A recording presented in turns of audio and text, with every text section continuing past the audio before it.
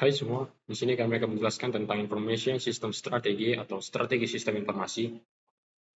Nah, di sini kami yang pertama menjelaskannya itu adalah strategi konteks atau konteks strategis. Jadi, dalam arti awalnya, strategi berarti merancang rencana untuk mengelabui musuh. Nah, kini dalam konteks bisnis, strategi bertujuan untuk bersaing di pasar pilihan, bukan sekedar mengalahkan pesaing. Jadi menurut Johnson, tahun 2011 menekankan bahwa strategi berfokus pada pemanfaatan sumber daya internal agar perusahaan dapat bersaing secara efektif dalam lingkungannya. Nah, bisnis information system ini adalah salah satu sumber daya penting bagi yang membantu perusahaan memenuhi kebutuhan pasar melalui pengembangan produk dan layanan inovatif yang meningkatkan nilai pelanggan. Jadi banyak perusahaan menerapkan hierarki strategi. Jadi yang terdiri dari strategi pemasaran mendukung strategi bisnis yang kemudian diteruskan ke strategi komunikasi. Begitu juga untuk strategi informasi, mendukung strategi bisnis melalui penerapan strategi informasi sistem dan IT. Jadi penggunaan BIS yang efektif juga meningkatkan efisiensi proses internal dan eksternal, membantu menekan biaya dan meningkatkan profit.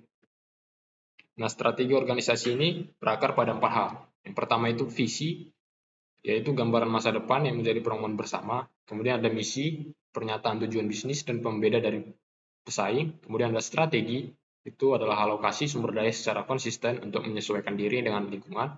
Kemudian ada kebijakan, yaitu adalah pedoman pelaksanaan strategi.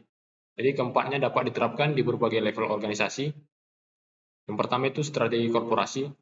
Kemudian yang kedua itu ada strategi business unit. Kemudian yang ketiga itu ada strategi fungsional. Nah, kemudian meski terlihat sederhana, strategi sebenarnya kompleks. Menurut Chibera dan Jalasi, membedakan antara pendekatan mekanistik dan fleksibel. Jadi pendekatan mekanistik ini meliputi yang pertama itu pemikiran analitis dan terstruktur, strategi dirumuskan sebelum dilaksanakan. Kemudian ada proses top down, jadi dikendalikan oleh manajemen puncak. Kemudian penggunaan model strategi sederhana dari hasil analisis. Dan kemudian ada pemisahan jelas antara perumusan dan pelaksanaan strategi. Jadi sebaliknya, pendekatan fleksibel lebih responsif terhadap perubahan dan perkembangan melalui proses pengembalian keputusan yang bertahap. Nah, jadi menurut Mintzberg tahun 1990 dan dalam Sibora dan Jalasi tahun 1994 mengkritik pendekatan mekanistik karena alasannya itu terdiri dari tiga. Yang pertama itu rencana strategi sering terganggu oleh kejutan di lapangan sehingga perlu penyesuaian. Kemudian yang kedua itu struktur budaya dan politik internal organisasi memengaruhi strategi, tidak netral seperti diasumsikan. Kemudian yang ketiga itu pengetahuan berkembang terus-menerus dan memengaruhi strategi, menjadikan proses perumusan strategi tidak bisa sepenuhnya dirancang di awal. Nah, materi selanjutnya itu adalah Introduction to BIS Strategy atau pendahuluan ke strategi BIS. Jadi semua strategi bisnis harus adaptif terhadap lingkungan eksternal, termasuk dalam hal pengelolaan BIS atau Business Information System. Nah, ada tiga elemen utama dari strategi informasi sistem yang saling terhubung dan membentuk bagian dari hierarki strategi organisasi. Yang pertama itu strategi informasi bisnis, yaitu maksudnya menentukan bagaimana informasi, pengetahuan, dan aplikasi yang digunakan untuk mendukung tujuan bisnis. Nah, yang kedua itu ada strategi fungsionalitas informasi sistem, yaitu merinci kebutuhan layanan e-bisnis dari portofolio aplikasi bisnis. Nah, kemudian itu ada yang ketiga adalah strategi teknologi informasi. Jadi menentukan standar, perangkat keras, pangkal lunak, dan pemasok yang membentuk infrastruktur teknologi. Nah, jadi ketiga elemen strategi ini itu memiliki hubungan hierarki. Jadi strategi informasi bisnis mengikuti kebutuhan strategi bisnis, fungsionalitas informasi sistem mengikuti kebutuhan informasi, dan strategi TI atau teknologi informasi merupakan implementasi dari strategi informasi sistem melalui infrastruktur teknologi. Namun model hierarki ini tidak selalu mencerminkan kenyataan organisasi. Seringkali strategi informasi sistem itu mampu mengidentifikasi peluang bisnis, namun sulit untuk mengkomunikasikannya ke tingkat strategi bisnis sehingga responsivitas terhadap peluang menjadi terbatas. Nah, adapun menurut Wilcox dan Plan tahun 2000 dalam studi terhadap 58 perusahaan besar di berbagai wilayah menemukan bahwa perusahaan unggul mampu membedakan secara jelas antara kontribusi informasi dan teknologi. Jadi, mereka menegaskan bahwa keunggulan kompetitif bukan berasal dari teknologi itu sendiri, melainkan dari cara informasi dikumpulkan, dianalisis, dan digunakan. Baik, selanjutnya itu materi tentang strategi teknik Selanjutnya, strategi TI dan lingkungan suatu organisasi. Nah, setiap organisasi beroperasi dalam suatu lingkungan yang memengaruhi cara mereka berbisnis, dan pengembangan strategi sangat dipengaruhi oleh kondisi lingkungan tersebut. Lingkungan ini terbagi menjadi dua kategori utama, yaitu mikro lingkungan atau lingkungan kompetitif langsung, dan juga makro lingkungan, mencakup faktor ekonomi dan regulasi pemerintah, seperti hukum dan pajak, isu sosial dan etis, seperti meningkatnya tuntutan terhadap privasi. Lalu yang kedua, selanjutnya ada lingkungan dan tuntutan manajemen modern. Menurut Paul Ricoeur tahun 1997 menyebutkan 7R strategi untuk mengelola bisnis. Selanjutnya yaitu ada strategi TI dan lingkungan suatu organisasi. Nah, lingkungan ini terbagi menjadi dua kategori utama, yaitu mikro lingkungan atau lingkungan kompetitif langsung dan juga makro lingkungan, mencakup faktor ekonomi dan regulasi pemerintah, isu sosial dan etis, seperti meningkatnya tuntutan terhadap privasi. Yang selanjutnya lingkungan dan tuntutan manajemen modern. Nah, menurut Paul Ricoeur tahun 1997 menyebutkan 7R strategi untuk mengelola bisnis informasi sistem yang memungkinkan organisasi merespon lingkungan eksternal. Yang pertama ada jangkauan, yang kedua reaksi, responsivitas, penyempurnaan, rekonfigurasi, penempatan kembali, dan juga reputasi. Lalu ada alat-alat untuk analisis dan penentuan strategi bisnis informasi sistem. Dalam bagian ini, 6 alat utama yang digunakan untuk menganalisis dan menentukan strategi bisnis informasi sistem yang efektif. Yang pertama, model 5 kekuatan Porter dan miliar. Alat ini membantu organisasi memahami dinamika industri dan bagaimana informasi sistem dapat digunakan untuk memitigasi atau memanfaatkan kekuatan-kekuatan ini. Kedua, strategi kompetitif Porter menilai bagaimana organisasi dapat memanfaatkan kekuatan persaingan eksternal untuk mendapatkan keuntungan kompetitif. Yang ketiga, model tahapan Nolan. Sebuah model untuk menilai tingkat kematangan perkembangan sistem informasi dalam sebuah organisasi, membantu dalam merumuskan strategi yang sesuai dengan tahapan organisasi. Keempat, ada peta strategis McFarland yang digunakan untuk menilai portofolio aplikasi yang ada dan masa depan dalam organisasi, serta mengelola aplikasi teknologi yang mendukung strategi bisnis. Yang kelima, analisis rantai nilai. Alat ini digunakan untuk menganalisis bagaimana informasi memberikan nilai tambah dalam organisasi, baik di dalam maupun di luar organisasi. Yang keenam, analisis faktor kritis keberhasilan atau CSVS. Menilai faktor-faktor penting yang perlu ada dalam organisasi untuk mencapai tujuan strategis dan memastikan keberhasilan.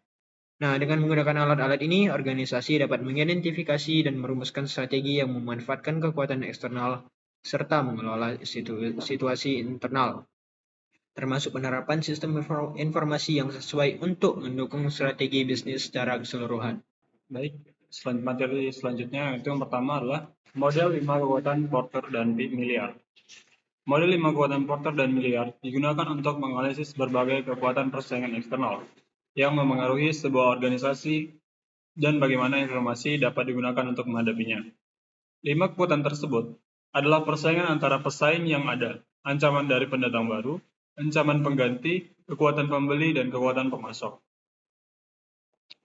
Model ini pertama kali diperkenalkan pada tahun 1985 dan tetap menjadi salah satu alat klasik yang digunakan untuk menilai posisi kompetitif organisasi terhadap faktor eksternal. Nah, yang pertama tadi kan persaingan antara pesaing yang ada. Ini menentukan posisi kompetitif langsung bisnis dan sangat bergantung pada jumlah perusahaan yang ada di industri serta kematangan industri itu sendiri. Yang kedua, ancaman pendatang baru. Pendatang baru ke industri dapat mengganggu situasi persaingan yang sudah ada. Yang ketiga, ancaman pengganti, yaitu pengganti yang ada dalam industri bisa menyebabkan kerugian pangsa pasar jika pesaing dapat menawarkan produk pengganti yang lebih sesuai dengan kebutuhan pelanggan. Yang keempat, kekuatan pembeli. Pembeli dapat mempengaruhi harga dan pasokan jika mereka memiliki sedikit pilihan atau jika produk yang dibeli memiliki nilai yang tinggi. Yang kelima, kekuatan pemasok. Pemasok dapat memiliki kekuatan tawar yang besar jika mereka mengontrol pasokan yang barang atau bahan mentah yang langka. Materi selanjutnya, penggunaan sistem informasi atau IS dalam strategi 5 kekuatan. Yang pertama, persaingan antar pesaing. Rivalitas dalam industri mempengaruhi biaya yang dikeluarkan oleh bisnis untuk bersaing di industri yang menurun. Kolaborasi antara pesaing bisa membantu mengurangi biaya atau meningkatkan profil industri. Yang kedua, ancaman pendatang baru. Di sektor seperti jasa keuangan, sistem informasi dapat membantu bisnis berinvestasi dalam kualitas dan layanan yang dapat menghalangi pendatang baru untuk masuk. Nah, selanjutnya, ancaman pengganti. IS dapat digunakan untuk mempercepat pengembangan produk baru dan mengurangi ancaman dari produk pengganti yang lebih baik. Kekuatan pembeli, IS bisa digunakan untuk mengunci pelanggan agar tetap menggunakan produk perusahaan, mengurangi kemungkinan mereka beralih ke pesaing. Selanjutnya, kekuatan pemasok. IS dapat membantu bisnis menemukan pemasok alternatif lebih cepat, mengurangi kekuatan tawar pemasok. Yang kedua, strategi bersaing Porter. Porter mengusulkan 3 strategi bersaing utama untuk menghadapi tekanan kompetitif. Yang pertama itu adalah kepemimpinan biaya atau overall cost leadership, yaitu menjadi produsen dengan biaya terendah di industri untuk menarik dan mempertahankan pelanggan, serta mengurangi ancaman produk pengganti.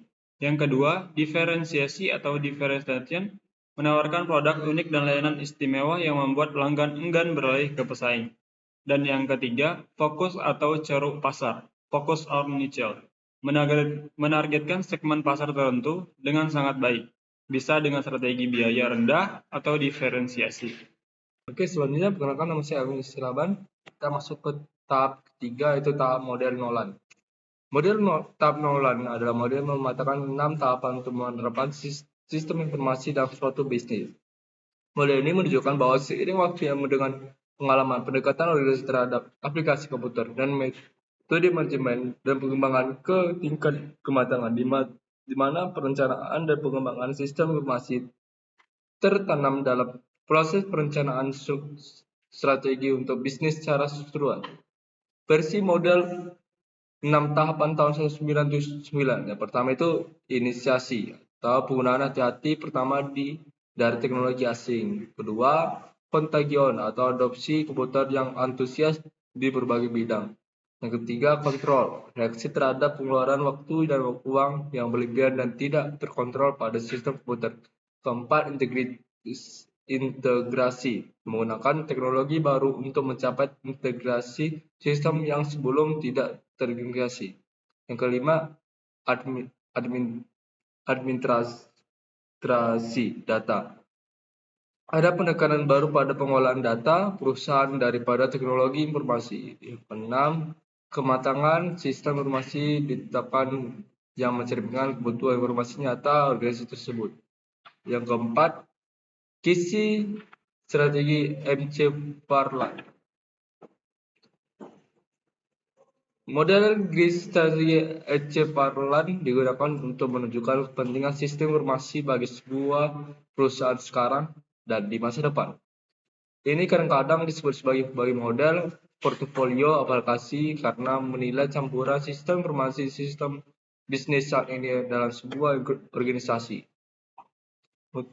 Yang satu, segmen strategis, menunjukkan bahwa bisnis tergantung pada sistem informasi yang ada dan informasi berkelanjutan dalam sistem informasi baru untuk mempertahankan keunggulan kompetitif yang berkelanjutan. Yang kedua, segmen perputaran, menunjukkan bahwa meskipun bisnis dalam posisi ini saat ini tidak memperoleh manfaat kompetitif yang signifikan dari sistem informasi atau IS yang ada, investasi di masa depan di bidang ini memiliki potensi untuk mempengaruhi posisi kompetitif bisnis secara positif. Segmen pabrik, meskipun bergantung pada sistem informasi atau saat ini untuk berpotensi secara kompetitif, tidak membayangkan bahwa implementasi SI lebih lanjut akan memiliki dampak positif pada posisi kompetitornya. 4. Sebuah bisnis di segmen dukungan tidak dan percaya bahwa mereka tidak akan memperoleh keuntungan kompetitif yang signifikan dari sistem informasi. Mengingat pentingnya IS yang bervariasi di sebagian industri, terdapat jumlah cara di mana model ini dapat diterapkan. Satu, di berbagai industri untuk menganalisis pentingnya strategi yang diberikan oleh industri tertentu terhadap SI. Dan suatu industri Gaya persaingan dapat dipetakan sesuai dengan signifikasi relatif yang mereka berikan terhadap SI. Dalam suatu perusahaan, berbagai departemen dalam sebuah organisasi dapat diklasifikasikan dan tujuan ditetapkan sehubung dengan pentingnya SI yang direncanakan di masa depan. Kisah strategi ambivalent dan variannya tidak memberikan metodologi untuk membantu organisasi dalam perencanaan sistem informasi. Namun, terutama dalam bentuk Wardle paper, kisah strategi ini dapat diefektifkan dalam memberikan karangan kerja di mana organisasi dapat mengeksplorasi SI saat ini dan direncanakan, baik dari perspektif SI maupun dari sudut pandangan manajemen bisnis fungsional. Baiklah, saya Cameron Sitompo akan menjelaskan tentang value chain analysis atau analisis rantai nilai. Yang pertama, definisi. Rangka kerja untuk membagi aktivitas organisasi menjadi komponen-komponen utama guna menilai bagaimana nilai ditambahkan di setiap tahap produksi hingga pengiriman ke pelanggan. Tujuannya mengukur efisiensi sumber daya dan meningkatkan efektivitas organisasi. Aktivitas utama yang pertama inbound logistik atau penerimaan dan penanganan bahan baku, yang kedua operation, proses produksi atau konversi menjadi barang jadi, outbound logistik, distribusi produk ke pelanggan, marketing dan sales adalah promosi dan penjualan produk. Yang kelima service atau layanan purna jual. Adapun aktivitas pendukung, yang pertama administrasi dan infrastruktur, yang kedua manajemen SDM, yang ketiga pembangunan teknologi, yang keempat pengadaan atau procurement. Yang keenam critical success factor atau CSFS analysis. Definisi faktor penentu yang mengukur kinerja atau efisiensi bagian organisasi. Fungsinya menunjukkan hal-hal krusial yang harus yang dicapai untuk memastikan keberhasilan fungsi spesifik dan organisasi secara keseluruhan. Ciri-ciri CSFS. Yang pertama, terdapat di setiap unit atau level organisasi. Yang kedua, berbeda untuk setiap fungsi dan jabatan. Yang ketiga, membantu organisasi fokus pada keputusan strategis. Contoh, sales. CSF-nya adalah kecepatan pencatatan data penjual. Contoh kedua, manajemen senior. CSF-nya adalah pemilihan kombinasi produk yang tepat. Balance search dan alignment strategies. Masalah utama, organisasi seringkali menginvestasikan banyak dana pada portofolio. Tidak hanya fokus pada keuangan, tapi juga pada faktor operasional dan masa 4 perspektif BSC. IS atau IT pada UKM atau SMES. Tantangan dalam adopsi IT oleh UKM menurut James Tong tahun 1999, struktur manajemen terpusat dengan CEO sebagai pengambilan keputusan utama.